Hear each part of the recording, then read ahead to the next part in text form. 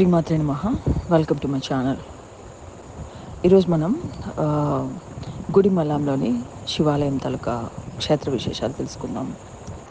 ఓం నమో అస్తు భగవన్ విశ్వేశ్వరాయ మహాదేవాయ త్రయంబకాయ త్రిప్రాంతకాయ త్రికాలాగ్నికాలాయ కాలాగ్ని రుద్రాయ నీలకంఠాయ మృత్యుంజయాయ సర్వేశ్వరాయ సదాశివాయ శ్రీమన్మహాదేవాయ నమః.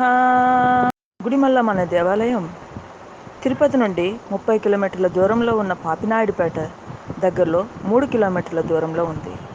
ఈ దేవాలయం మానవుని పురుషాకృతి రూపంలో ఉంటుంది.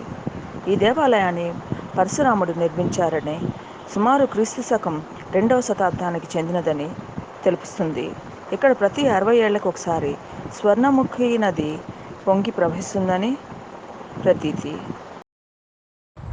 If you like my channel, please watch and subscribe. Thank you.